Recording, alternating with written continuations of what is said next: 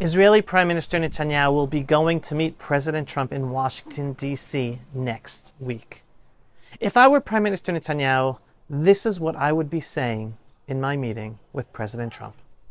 Mr. President, we are in the final stretch of a war that we did not want, that was forced upon us by the worst massacre of Jews since the Holocaust.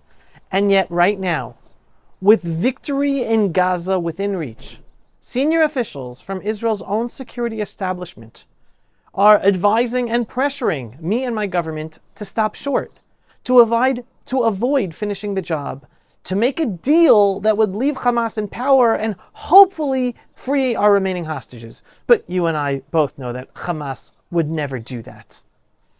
These security officials are waving the usual warnings that eliminating Hamas will create a vacuum, that the risks are too high to our forces and to the remaining hostages in Gaza, that a bad deal with Hamas is better than a full military win and the price we will pay for that. Mr. President, respectfully, that is the language of fear, not of leadership. And that is not how we win or provide safety and security to Israel or to the United States of America. And we cannot afford to govern from fear. Definitely not after the tragedy of October 7th.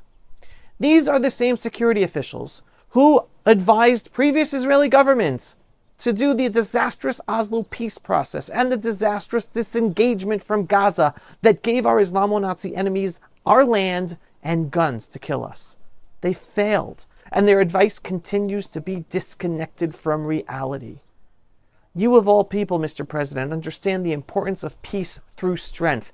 That is the only way to ensure true security and lasting stability for the Jewish state of Israel, the region, and the world. Ending this war in Gaza with our Islamo-Nazi enemy there, with them still standing, still ruling, still able to rearm, would not be peace. It would be appeasement. It would reward terror, and it would signal to our enemies, Iran, Hezbollah, the Muslim Brotherhood, Turkey, Qatar, etc., that the Jewish state of Israel can still be blackmailed through brutality and terror. What we need now, Mr. President, is clarity, resolve, and strength. What we must do? Defeat Hamas decisively, militarily, politically, and psychologically. Free every hostage remaining, not through deals with the devils, but through military pressure, force, and total dominance and takeover of Gaza. And yes, implement the Trump-era plan for incentivized voluntary Gaza immigration, a humane, just, moral, and lasting plan to remove the jihadi population base that props up the Islamo-Nazi entity in Gaza. Expand Jewish resettlement throughout the Gaza Strip as a security buffer zone and moral response to the massacre of our people on October 7th. Because here's what too many people still do not understand, that you do, Mr. President. Our enemies do not care about ceasefires. They do not care about humanitarian aid. They do not care about words. They don't care about their own lives or the lives of their own mothers or children that they use as human shields. All they care about is land.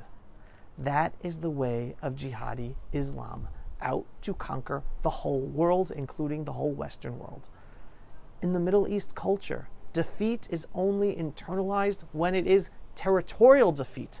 When an enemy loses land, they feel real loss. They recognize that their violence brought consequences and defeat. That is the only thing that restores deterrence. That is the only thing they respect. And this is our region. We know it. That's why making Gaza Jewish again is the only true peace through strength. When Israel reclaims Gaza, not just militarily, but through life, through rebuilding Jewish communities, through sovereignty, it sends an unmistakable message. Terror doesn't pay. Jihad doesn't win. The Jewish people will never be removed from our ancestral homeland. Mr. President, you understand that timing is everything. The ceasefire with Iran gives us a narrow window of opportunity to finish what we started in Gaza, in this war that they started. The world is watching, and the Arab Muslim world respects one thing: power. This is not just about Gaza.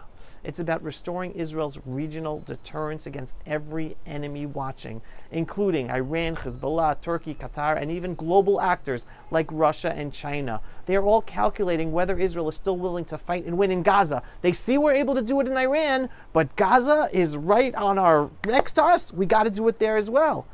And now, Mr. President, we must also talk about Syria. Something very weird is going on, and it's infuriating that they even have to say this. Now that Israel's direct war with Iran is on pause, because it's just a pause, the headlines are pouring in from both Israeli and international media. Israel and Syria are holding direct talks. A peace deal may be on the horizon. Normalization between Israel and Syria. Abraham Accords that Syria would be included. To many, it sounds like a dream.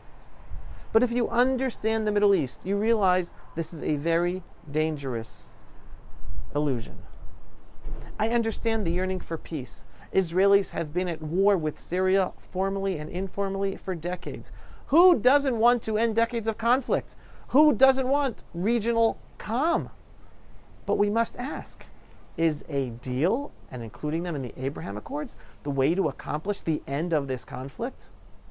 At what cost? And with whom? We have to stop pretending.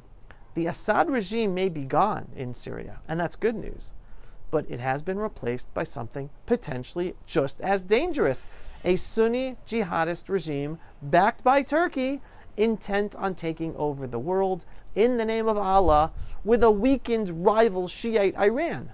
So they have much more opportunity now to do what they want to do. Syria now is a regime built on the same fundamentalist worldview that produced ISIS. They are ISIS. A regime led by Bashar al-Shara, a man with a documented history of terror activity and of persecution of minorities, who still himself has a U.S. bounty on his head for all the terror and deaths he caused. This is not a new moderate voice in the region. This is not a reformed leader, someone we have to work with. Under his rule today, Christians, Kurds, and Druze in Syria are still being persecuted, brutalized, and killed.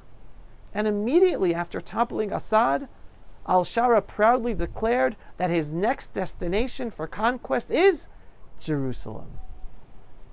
Peace with this new Syrian regime? That's not peace. That's strategic deception.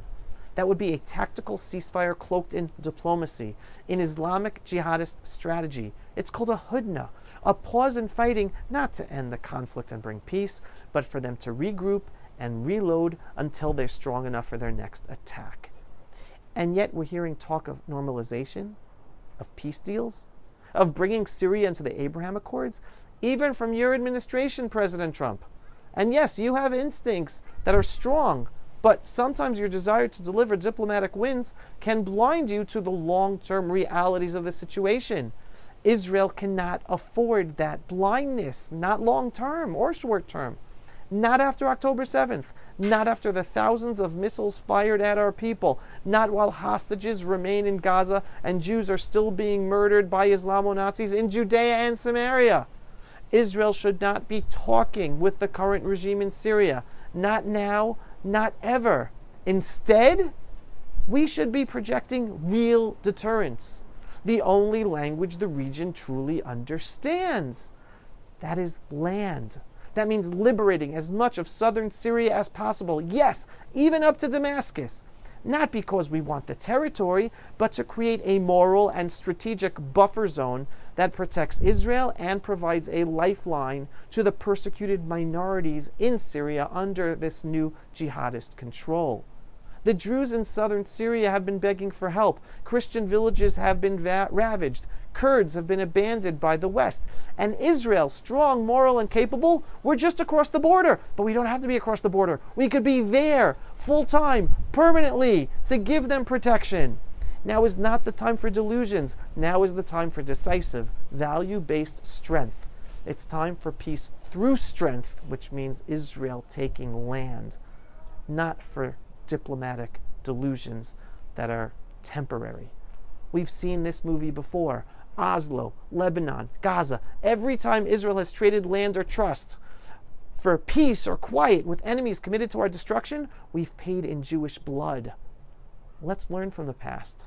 Let's remember what true deterrence looks like. Peace through strength. Peace through strength is not just a slogan, it's a strategy. The only one that works in this part of the world, and that strength is land. Because that's the currency of strength in the Middle East. Land, land, land. The only way to achieve peace through strength in Syria is by Israel remaining forever in southern Syria, the areas we liberated. We must remain there to protect us and the minorities there. This message isn't just for the jihadist regimes in Syria, Qatar, and Turkey. It's for global players like Russia and China as well. And yes, it's a message that you, Mr. President, understand better than any European diplomat. Strength earns respect. Land in the Middle East earns respect and deterrence. Concessions earn contempt. It's land that brings deterrence. Deals without taking land empowers an enemy. This is not the moment for deals that give our enemies breathing room. This is the moment to finish what was started, a rare opportunity in history to reshape our regional reality for the better. A war we did not start, but we can win and ensure we're never in this situation again. Deterred jihadi regimes in the Middle East provides a better, more secure and prosperous state of Israel and United States of America. That is what I would tell President Trump if I was Israeli Prime Minister Netanyahu in that meeting. In the meantime, I pray that our leaders have the strength and clarity to reject illusions, delusions, and embrace the responsibility of real leadership and real peace through strength, which in the Middle East is land. Hashem, God, has provided so many miracles in this war to allow us to be at this point of strength despite the disasters and the tragedies we've experienced. May our leaders push forward with faith in using these miracles properly and not make the same mistake of our leaders after the miraculous 1967 war, Six-Day War. Instead of Israel applying sovereignty and liberated Judea, Samaria, and Gaza and allowing freedom of worship for Jews on the Temple Mount, they gave up on all we achieved by thinking that diplomacy would bring us peace. They gave our holy Temple Mount back to our Islamo-Nazi enemies. They invited the Arabs of Hebron to return after they had already fled. And instead of applying sovereignty in Judea, Samaria, and Gaza, they used Judea, Samaria, and Gaza as bargaining chips for peace negotiations since 1967 until today. They can't make those mistakes today. We must stand up strong with the proper messaging so that our leaders do not make those same mistakes today. We cannot throw away all the miracles God provided us in this war since October 7th and this direct conflict with Iran. So many miracles. We must capitalize on them to ensure a bright and prosperous future and take possession of our purpose as a people living here, to bring morality to the region, to bring prosperity to the region, by standing up for our proud Jewish rights as the ancestral indigenous people, sovereign in our ancestral homeland. That is our purpose. This is where we're supposed to be. That's how we help save and make the world a better place. Am Yisrael Chai. If you are not yet a subscriber to our daily, belief-based, inspiring, politically incorrect, truthful videos about Israel, the Jewish people, and the freedom-loving world, what are you waiting for? Go to pulsevisual.com and click to subscribe today. And yes, we are a donor-based operation. We need your donations for support in order to make these videos and get our videos seen and do all the work we do. So every once in a while, whether a large donation or a small donation, just go to pulsevisual.com and click on the donate button. Shalom, everyone, and thanks for watching. Pulse of Israel, frontline videos from the Holy Land. Support our work by donating today.